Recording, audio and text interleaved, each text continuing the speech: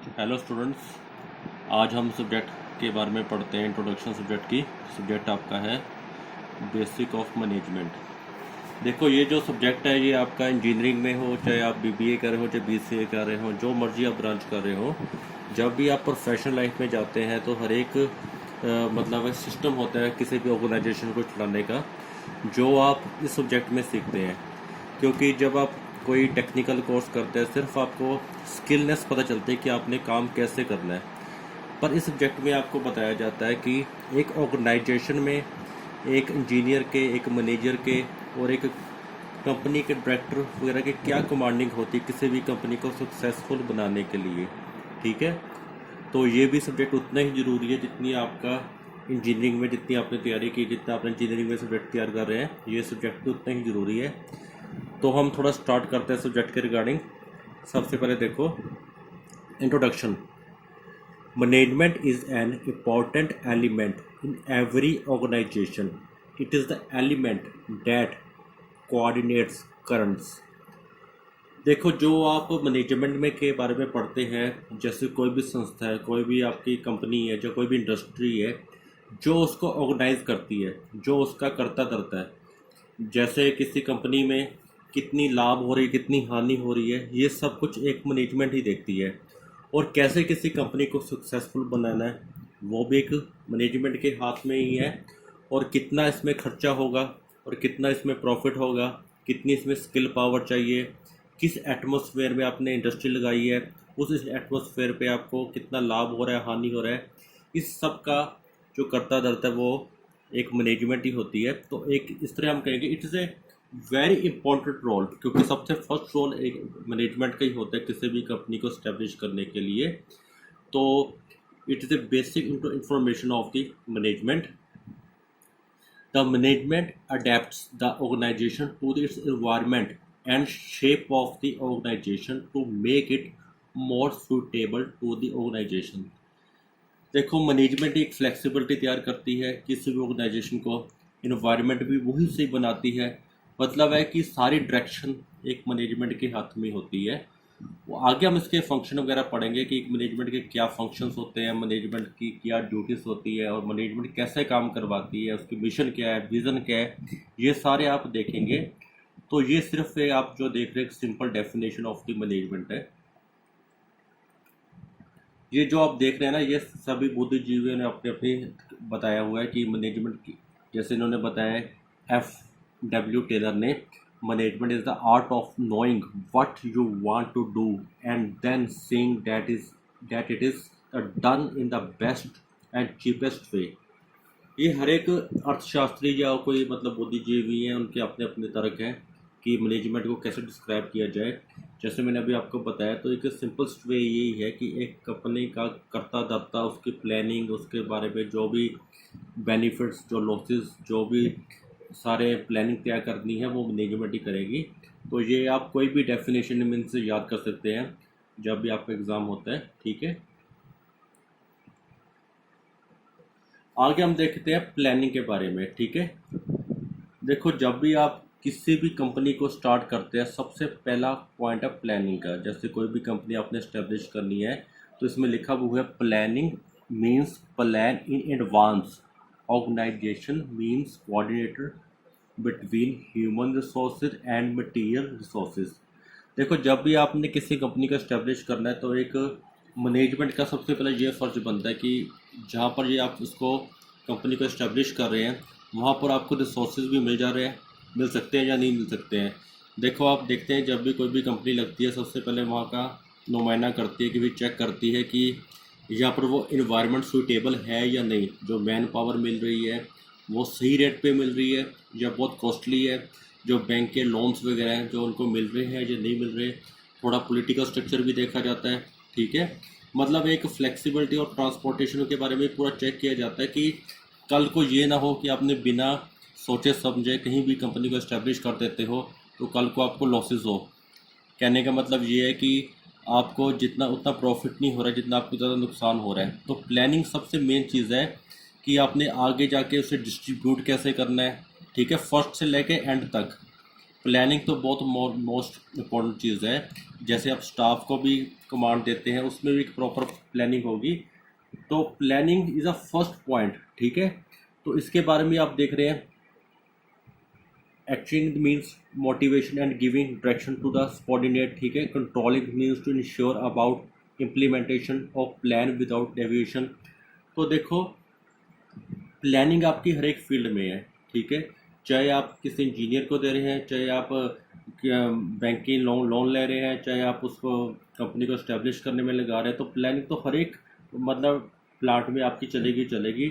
चाहे वो starting point manufacturing का हो, चाहे वो लास्ट में सेल का हो, चाहे जो आपकी विज़न और मिशन है जो आपने सोचा है कंपनी के लिए, तो प्लानिंग तो हर एक पॉइंट आपकी चलेगी चलेगी। मतलब सबसे पहला मैनेजमेंट का एक स्ट्रक्चर होता है जिसके बारे में हमने डिस्कस किया, वो है प्लानिंग, ठीक है। आगे देखो, प्लानिंग के बारे भी हर एक मतलब है बुद्धिजीवी ने, जैसे न्यूमैन एंड समर ने अपने बताया कि मैनेजमेंट फंक्शन और दी प्रोसेस ऑफ मैनेजमेंट, ठीक है। किसी भी मतलब कंपनी को चलाने के लिए मैनेजमेंट के क्या फंक्शन होते हैं, जिसमें लिखा हुआ है planning, organizing, leading and controlling. ये डिस्क्राइब किया न्यूमैन एंड समर ने। उसके बाद देखो, अगले मतलब है अर्थशास्त्री ने planning, organizing, commanding, coordinating and controlling. जो प्लानिंग वर्ड है, तो देखो ये हर एक में कॉमन ही है, क्योंकि प्लानिंग तो बगैर तो कोई भी कंपनी स्टैब्लिश हो नहीं सकती। तो जैसे आप इंजीनियरिंग में पढ़ते हैं ना, Newton first law, Hooke law, तो ये भी एक मैनेजमेंट के जो मतलब है कि काफ़ी प्रसिद्ध और काफ़ी फेमस जो है मतलब है, जो मैनेजमेंट के बारे में जानते हैं उनके अपने अपने तर्क दिए हुए इनके, ठीक है, कि मैनेजमेंट के क्या क्या मेन फंक्शन है, ठीक है। Organizing, leading and controlling. देखो आगे अगर थोड़ा आगे हम और पढ़ें, तो ऑर्गेनाइज, कंपनी को कैसे आपने इस्टेब्लिश करना है, ठीक है। आपका क्या मिशन है, क्या विज़न है, आप कंपनी को कहाँ पहुँचाना चाहते हैं, ठीक है। आपने एडवर्टाइजमेंट के टाइम या जिस वक्त आप कंपनी को स्टार्ट कर रहे हैं, आप क्या मिशन लेके चल रहे हैं, तो ये पॉइंट्स आपके बहुत ज़रूरी होते हैं प्लानिंग के बाद, ठीक है। लीडिंग, आप अपनी कंपनी को कैसे लीड कर रहे हैं, कैसे आप सिस्टम को कंट्रोल कर रहे हैं, कैसे आपके अंडर जो भी स्टाफ है, चाहे आपके इंजीनियर्स हैं, वो कैसे आपके हिसाब से लीड कर रहे हैं जो आपने मिशन और विजन तैयार की है। कंट्रोलिंग, कंट्रोलिंग में भी देखो सिस्टम कंट्रोल, ये नहीं हो कि आपने जैसे कि एग्जांपल दे रहा हूँ मैं आपको, आप कंपनी में कोई मैन्युफैक्चरिंग कर रहे हैं और कंट्रोलिंग सिस्टम भी बहुत ज़रूरी है। जैसे कि रॉ मटेरियल आपने ज़रूरत से ज़्यादा मंगवा लिया, ठीक है, इतनी आपको ज़रूरत नहीं है जितना आपने मंगवा लिया, और बाद में आपने जब डिस्ट्रीब्यूट भी करना है कंपनी मतलब डिस्ट्रीब्यूटर के पास, तो कंट्रोलिंग, जितनी आपको रिक्वायरमेंट है उतनी ही आप उसे डिस्ट्रीब्यूट भी कर रहे हैं, और जितना आपको वर्कर चाहिए उतनी आपने रखी हुई है, ज़्यादा नहीं रखी हुई। ये सारे फंक्शन कंट्रोलिंग में आते हैं। इससे ये होता है कि आपकी बचत होती है, कि आप थोड़ा फाइनेंस से इतना जूझते नहीं है। ये अगर पॉइंट्स आपने पूरे सेट किए हुए कंपनी के रिगार्डिंग, तो आपको इस तरह की प्रॉब्लम नहीं आती। ये चार मेन पॉइंट है, planning, organizing, leading and controlling. आगे भी देखो इसी पॉइंट को थोड़ा और डिफाइन किया हुआ है, जैसे प्लानिंग, ऑर्गेनाइजिंग, कमांडिंग, कोऑर्डिनेटिंग, ठीक है, एंड कंट्रोलिंग। तो ये जो आप फंक्शन देख रहे हैं, ये मैनेजमेंट के कुछ मेन पॉइंट्स देख रहे हैं, तो सब में सब कुछ मिलता जुलता ही है। जैसे हम थोड़ा इसके बीच में देखें, डिसीजन मेकिंग, डिसीजन मेकिंग एक तरह प्लानिंग ही है, ठीक है। जब भी आप कोई भी चीज़ को स्टार्ट कर रहे हैं, तो उसके लिए आपको पहला डिसीजन होना बहुत ज़रूरी है कि किस हिसाब से आपने उसके कल को ये ना हो ना कि आपकी कॉस्ट ज़्यादा आ रही है किसी सामान की, और जब आप उसको सेल करते हैं तो वो चीज़ में आपको बेनिफिट नहीं हो रहा। स्टाफिंग, जो आप स्टाफ रख रहे हैं वो स्टाफ आपका स्किल भी है या नहीं है, ठीक है। ये चीज़ें सारी ना एक कॉमन पॉइंट्स हैं। इसके बारे में या आपने कंपनी को इस्टेब्लिश करने वक्त या कंपनी को स्टार्ट करते वक्त ये अपने सारे पॉइंट्स को देखना होता है। चलो हम आगे देखते हैं कुछ पॉइंट्स और। आगे देखो, फंक्शन ऑफ मैनेजमेंट। ये जो डेफिनेशन लिखी हुई है ये आपके एग्ज़ाम के बेसिस पे है, कि कल को एग्ज़ाम हो तो आप इसमें से प्रॉपर इस तरह डिफाइन करेंगे। It is a process of deciding the business objectives and charting out the plan method for achieving the same. This include determination of what is to be done and how where is to be done, ठीक है, who will be do it and how result are to be evaluated.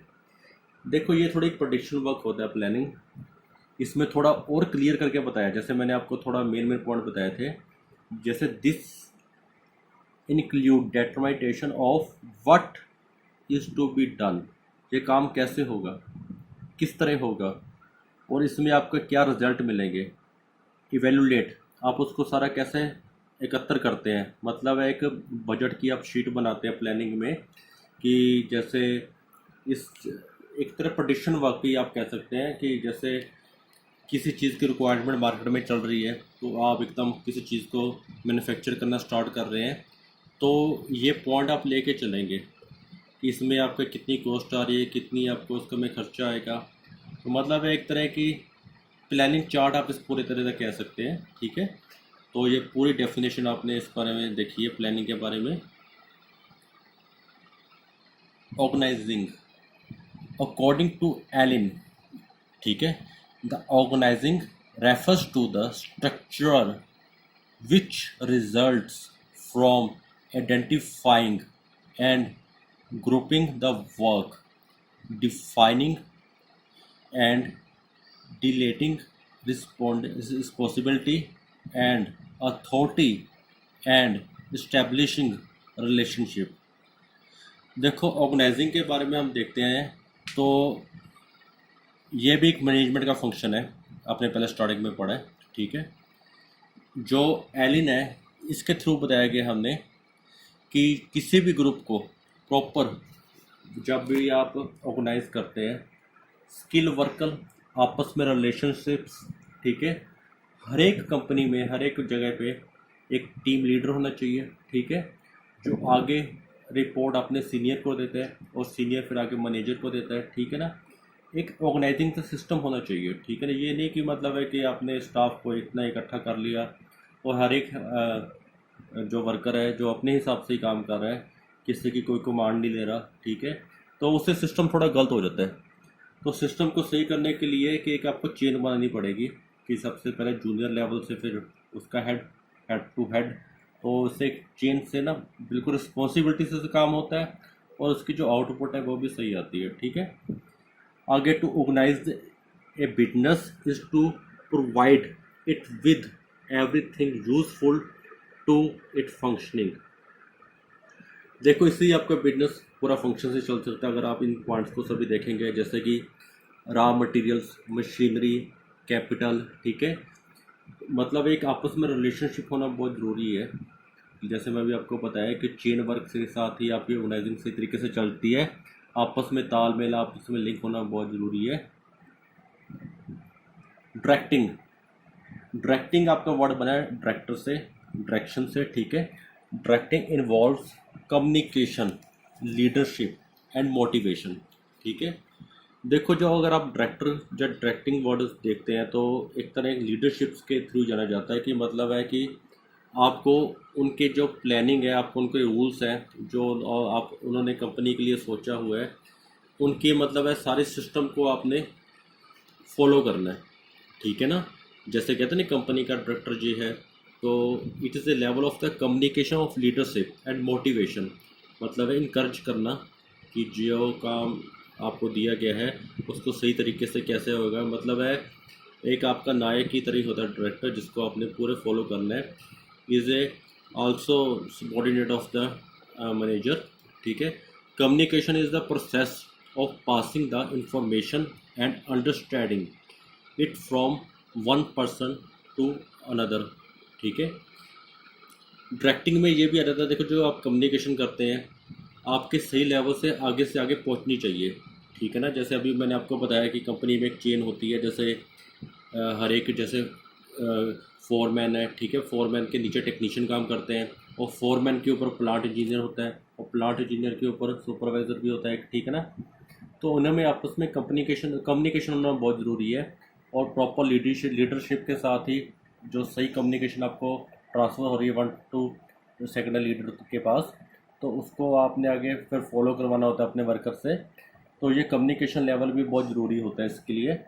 उसके बाद देखो leadership is the function where by the person और manager guides and influence the work of his subordinates, मतलब जो leadership command लेता है management से या फिर डायरेक्टर से, तो फिर वो आगे कम्युनिकेशन कैसे करता है अपने सबॉर्डिनेट से, मतलब अपने वर्कर से, उनको मोटिवेशन कैसे देता है। ठीक है, ये सब कुछ डायरेक्शन आती है डायरेक्टिंग में।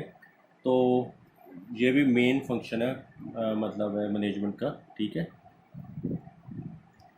Controlling, the controlling involves establishing standards और फॉर परफॉर्मेंस। ठीक है, देखो इसमें कंट्रोलिंग में थोड़ा आउटपुट लेवल भी आ जाता है। आप जैसे किसी चीज़ को आप बना रहे हैं वो कितना सुपीरियर है, ठीक है, उसके जो स्टैंडर्ड्स क्या हैं। जैसे आपने देखा हुआ कंपनी के ऊपर कई बार लिखा होता है स्टैंडर्ड 9001 से लेकर 9002 तक, ISO 9001 9002। तो ये एक स्टैंडर्ड्स बने होते हैं, जो आपने रजिस्टर्ड कराया हुआ है स्टैंडर्ड, उससे आपका वो स्टैंडर्ड मैच भी कर रहा है जो मैनेजमेंट ने रजिस्टर किया हुआ है इसका जो स्टैंडर्ड है। ठीक है, उसके बाद उसकी परफॉर्मेंस, ठीक है, जो परफॉर्मेंस जो गाइडलाइंस आपके पास है स्टैंडर्ड की, वो पूरे इस हिसाब से वो पीस आपका तैयार भी हो रहा है। Measuring current performance and comparing it against establish standard. ठीक है, मतलब जो सिनेरियो आपका चल रहा है कंपनी में, जो आप सिस्टम के थ्रू चल रहे हैं, जो गाइडलाइंस आपको मैनेजमेंट ने दी हुई है, जो रजिस्टर्ड गाइडलाइंस है, उसके हिसाब से वो सिस्टम आपका अंदर मतलब कंपनी में है या नहीं है, मतलब है कंट्रोलिंग सिस्टम में ये सब कुछ आ जाएगा आपका।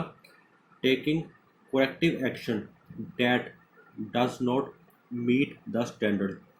देखो मैनेजर और मैनेजमेंट और डायरेक्टर का एक ये भी ड्यूटी होती है कि जो सिस्टम आपका नहीं चल रहा सही तरीके, उसके लिए आप क्या एक्शन ले रहे हैं, उसको ठीक करने के लिए, या जो सिस्टम आपका गलत हो रहा है उसको सही बनाने में आपका क्या आगे प्लानिंग है। ठीक है, ये भी एक मैनेजमेंट के मतलब अंडर ही आता है सिस्टम सारा। ठीक है, आगे देखो, control compels the events to conform to plans. देखो जो आपका कंट्रोल सिस्टम है वो प्लानिंग के अंडर ही आता है। जैसे मैंने आपको स्टार्टिंग में भी कुछ बताया कि कंट्रोल का मतलब यही होता है कि आपने जो सिस्टम आपका कंपनी में चल रहा है, जो आपने मैन पावर रखी हुई है, जितनी आपने प्रोडक्शन निकालनी है, और जितना आप रॉ मटेरियल खींच ले रहे हैं, और जितना आप ट्रांसपोर्टेशन पे खर्चा कर रहे हैं, वो एक्चुअली कंट्रोल में करना। मतलब ये नहीं कि जितनी आपको ज़रूरत नहीं है उससे एक्सेस आपने मंगवा लिया। जैसे एक आपको छोटी सी एग्जांपल देता हूँ, अगर आप घर की भी मैन्युफैक्चरिंग करते हैं तो आप कारपेंट्री से कुछ अपने अलमीरा वगैरह बना रहे हैं, कपबोर्ड्स बना रहे हैं, आपने लकड़ का सामान, वुड का सामान इतना ज़्यादा मंगवा जितनी रिक्वायरमेंट नहीं है, तो फिर बाद में तो वो वेस्ट ही जाती है। ठीक है ना, तो इसका मतलब ये है कि जितनी आपको रिक्वायरमेंट है उसके हिसाब से ये मतलब आप सामान मंगवाएं, चाहे वो डोमेस्टिक लेवल पे बात हो चाहे इंडस्ट्री लेवल पे बात हो। तो एक कंट्रोलिंग सिस्टम भी एक प्लानिंग में ही आता है, तो इसका भी थोड़ा ध्यान देना होता है। आगे देखो, innovation and representation. There are also two important additional managerial function. ठीक है, innovation means creating new idea which may either result in development of new product or finding new user for older ones. देखो innovation एक बहुत ही main point है। अगर आप किसी भी चीज़ को थोड़ा चेंज नहीं करते, या थोड़ा क्रिएटिविटी नहीं लेके आते, या समय के हिसाब से, जनरेशन के हिसाब से उसमें थोड़ा अलग फंक्शन नहीं करते, तो नेचुरली वो चीज़ फेल होगी, उसकी डिमांड कम होगी। एक सिंपल सी एग्जांपल आपको मैं दे रहा हूँ, जैसे कि आपको नोकिया का मोबाइल आपने देखा है, दो हज़ार से लेकर 2005-06 तक वो काफ़ी मतलब एक्सपेंसिव भी रहा है और काफ़ी डिमांडेबल भी रहा है, और पहली चॉइस था। तो हौली हौली जाके मतलब धीरे धीरे जाके वो सिस्टम थोड़ा बदल गया आपका, क्योंकि एंड्रॉयड फ़ोन है, उसके बाद आए स्मार्टफोन आए। तो इनोवेशन मतलब वो थोड़े टेक्निक को चेंज नहीं कर सके टाइम के हिसाब से। तो आप देख लो जो भी बिजनेस पहले कामयाब थे वो अब नहीं है। जैसे कोडैक जो कैमरा रील होती थी, वो आज के टाइम पे इतनी कामयाब नहीं है, क्योंकि आज के टाइम पे स्मार्टफोन पे ही आप कार्ड के अंदर ही सब कुछ स्टोर कर देते हैं, और रील वाला सिस्टम ख़त्म हो चुका है। याहू मेल, ठीक है, याहू मेल की जगह जीमेल आ चुका है, क्योंकि जीमेल पूरे एंड्रॉयड सिस्टम के साथ जुड़ा हुआ है। तो ये एक मैं आपको छोटी सी एग्जांपल्स दे रहा हूँ। ऐसे तरह ना कंपनी में भी आपको पूरा चेक करना होता है कि आज के डिमांड के हिसाब से आपको क्या क्या चेंजिंग ज़रूरी है, क्योंकि टाइम टू टाइम टेक्नोलॉजी को अडॉप्ट करना बहुत ज़रूरी है।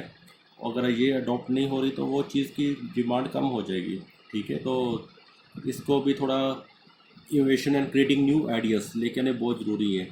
और ये सिर्फ प्रोडक्शन के लिए ज़रूरी नहीं है, इसके साथ आपको टेक्नोलॉजी मशीन में भी देखनी पड़ेगी।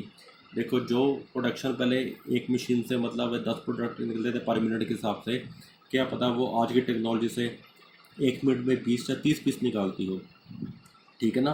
तो टेक्नोलॉजी अडॉप्ट करना और टेक्नोलॉजी को टाइम के हिसाब से देखते रहना मतलब है, ये भी आपका एडिशनल पॉइंट है मैनेजरल फंक्शन का, ठीक है। आगे हम देखते हैं कुछ और चीज़ें।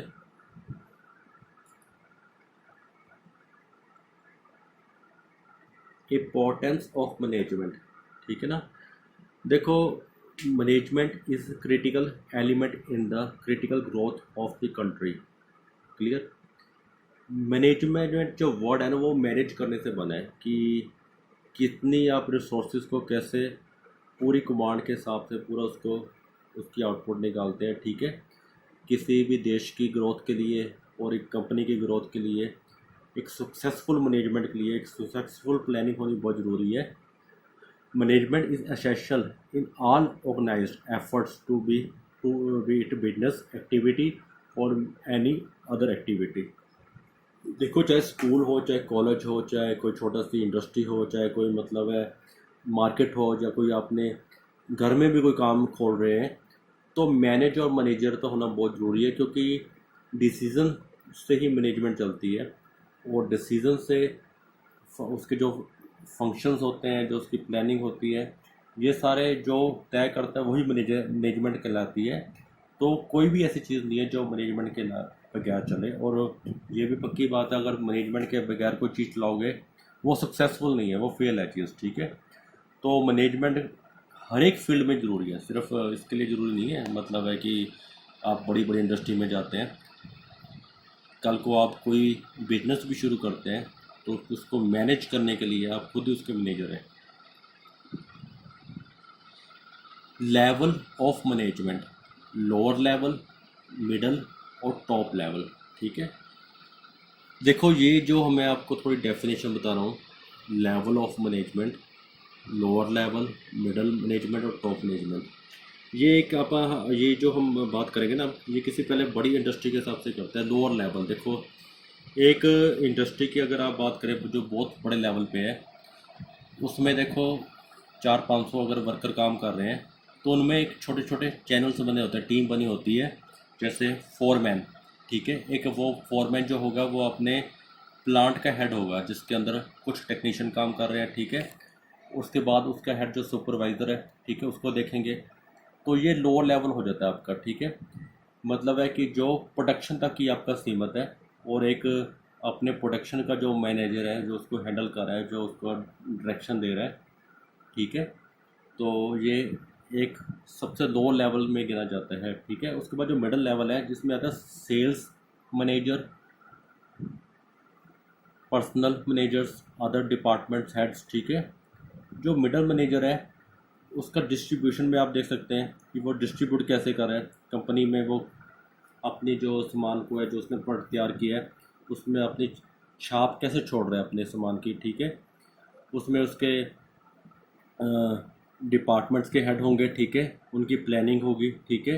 ये मिडिल लेवल में आ जाता है कि वो उस चीज़ को जो तैयार हो रहा है उसको कैसे इस्टेब्लिश कर रहे हैं कंपनी में, कैसे उसकी डिमांड को बढ़ा रहे हैं। जो टॉप मैनेजमेंट है वो एक तरह लाभ और हानि दोनों के जिम्मेवार होती है टॉप मैनेजमेंट, जिसने पूरा फाइनेंस को संभालना है, जिसकी मतलब है पूरा करता धरता, जिनमें सारे लोअर लेवल से मिडिल लेवल जिसके अंडर ही काम करते हैं, ठीक है। इसमें देखो वाइस प्रेसिडेंट्स हो सकते हैं, डायरेक्टर हो सकते हैं, ठीक है, सीईओ हो सकते हैं, ठीक है। ये सारे मतलब टॉप मैनेजमेंट में आते हैं, जिसमें कंपनी को पूरा टॉप लेवल पे लेके जाने के लिए इनकी डायरेक्शन को ही सारे लोअर लेवल से लेके मिडिल लेवल तक फॉलो करते हैं, क्लियर। तो ये एक हमने जो एग्जांपल देखी है, ये एक हमने टॉप लेवल की कंपनी के हिसाब से देखी है। आगे देखो, ये आगे देखो हमने थोड़ा चार्ट बनाया है कि लोअर लेवल और मिडल और जो सबसे टेक्नीशियन लेवल होता है, टेक्निकल स्किल्स होते हैं, ठीक है। और इनकी ड्यूटीज़ आपको भी मैंने आप तक को समझाई है कि क्या क्या होती है, ठीक है।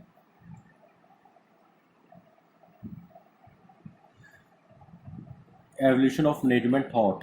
The need to study management arose with industrial revolution in Europe और स्पेसिफिकली इंग्लैंड।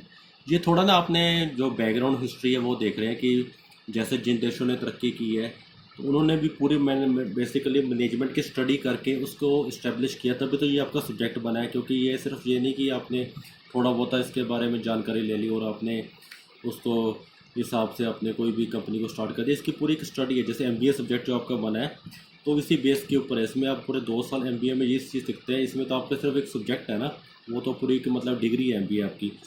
तो ये कंपनीज जो आपको हिस्ट्री बताई गई है, इन कंपनी का जो बैकग्राउंड है वो तभी इस्टेब्लिश हुई है क्योंकि इन्होंने प्रॉपर मैनेजमेंट के ऊपर स्टडी की है, ठीक है ना। तो इनकी में रेवोल्यूशन जो आई है बैकग्राउंड में, तो इनकी वजह से आई है। तो ये थोड़ा इन्होंने बैकग्राउंड के बारे में बताया हमें। ये भी हर एक की अपनी थ्योरी बताई हुई है मैनेजमेंट के हिसाब से। इट आल्सो आगे देखो, ये आपके थोड़े ना थ्योरी के क्वेश्चन शुरू हो रहे हैं आगे जाके। आगे हम ना नेक्स्ट वीडियो में फिर बात करेंगे एक बार आपसे। पहले आपको मैंने सिर्फ आज की वीडियो में इंट्रोडक्शन समझाई है कि मैनेजमेंट का क्या फंक्शन होता है, क्या है ज़रूरी चीज़ है। आगे जो हम पॉइंट्स डिस्कस करेंगे वो हम करेंगे पॉलिटेक्निक के सिलेबस के हिसाब से। क्योंकि जब भी हम मैनेजमेंट का सब्जेक्ट पढ़ते हैं स्टार्टिंग में, तो जो अभी आपको मैं बताया इतना तो जानकारी होनी बहुत ज़रूरी है, जैसे मैं आपको बताया, ठीक है ना। तो उसके बाद जो हम डिस्कस करेंगे वो होगा हमारा टॉपिक के ऊपर में, क्लियर। तो ये सब्जेक्ट पूरा आपका थ्योरी बेस है, ठीक है।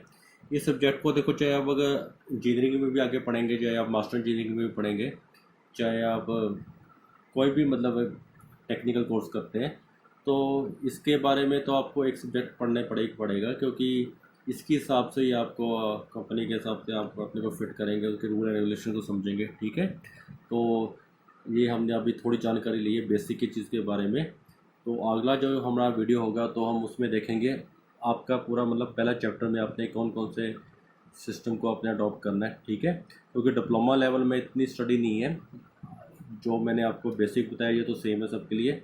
आगे जाके थोड़ा आपका सिंपल ही सिलेबस होगा, उसके हिसाब से हम डिस्कस करते हैं, ठीक है।